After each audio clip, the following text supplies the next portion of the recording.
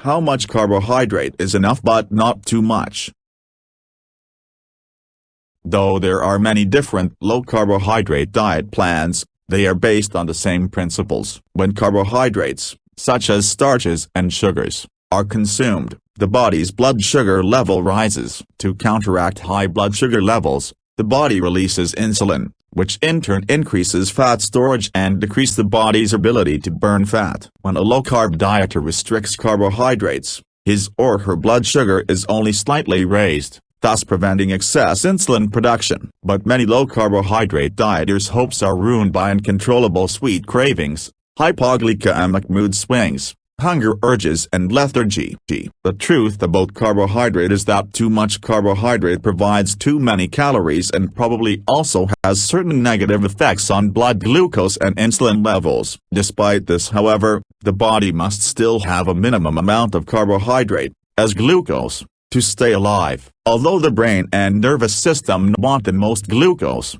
these organs can get along without it in a pinch. But that's not true for certain blood cells and other types of cells. They must have a steady supply of glucose, because without it they'll quickly die. For this reason, glucose is so important that your body will begin to make the glucose it needs for these cells out of muscle protein if it doesn't get enough carbohydrate from food. But, although possible, this is a stressful emergency reaction, called ketosis, which also makes you miserable with hunger, cravings, and many other unpleasant sensations. Obviously, dieting would be much more successful if we could avoid all that. When your body runs low on any nutrient it needs to stay healthy, it naturally triggers hunger to make you go get some more of that thing. But if you habitually eat foods that have too little of whatever it's running low on and too many calories, you're going to get fat from this reaction. Fortunately, you can lose the weight again by simply reversing the process. To do so,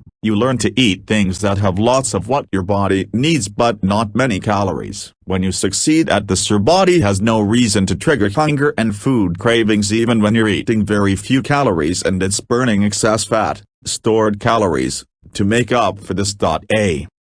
This reaction is as true for carbohydrate as it is for each of the other nutrients. If you eat too little carbohydrate, your body will trigger hunger because it needs a minimum amount of glucose every day to supply the cells that can't use anything else. If you eat too much carbohydrate, you'll get fat because too much carbohydrate has both too many calories and the aforementioned negative effects on blood glucose and insulin levels. So how much is enough but not too much? That amount is probably highly variable depending on your lifestyle. A stressful go-go day can require a lot of carbohydrate while a relaxed day probably won't. However, most scientists put the minimum amount of carbohydrate that most people will need in the range of 50–100 grams per day, which is 200–400 calories from carbohydrate. This is the amount that prevents your body from starting to make glucose out of muscle protein. Since most food labels list the amount of carbohydrate in the food you eat, tracking and controlling amounts is not difficult. Try to eat in the range of 400 calories from carbohydrate per day. This will usually prevent the hunger and cravings that are triggered by too little glucose. There are several other nutrients that also trigger hunger and cravings when you get too little of them, and which must therefore also be managed similarly.